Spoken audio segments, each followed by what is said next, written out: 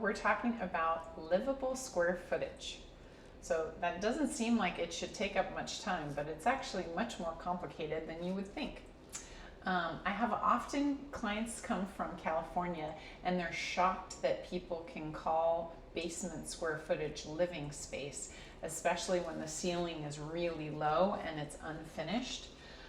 Unlike anything else in Portland, we consider basements living square footage, even if it's not finished and even if it's not really livable.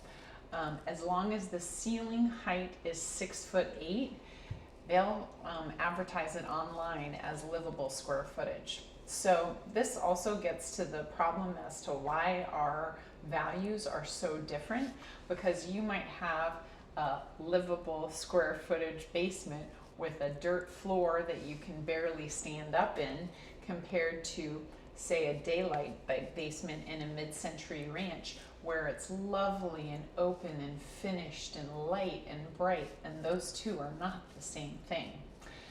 So that's something to be aware of, especially when you're looking for a home in town, because they're not going to be the same thing at all. So make sure you notice it says lower square footage in the multiple listing service and see what that actually is as far as taking away from the actual livable square footage.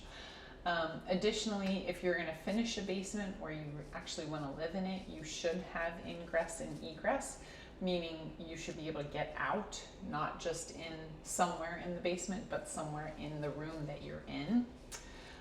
And then a lot of people want to count outbuildings and sheds. So if you have a tough shed in the backyard, it's not going to count as livable square footage unless you permitted it. I've seen people permit those sheds and put windows in them and make them really lovely office spaces. That's totally doable, and that would add to the livable square footage. Of course, thanks for tuning in. I'm always interested to hear what your opinion might be on this, because lots of people have lots of opinions on it. And thanks so much for tuning in. We'll see you next time on Home Happy Hour.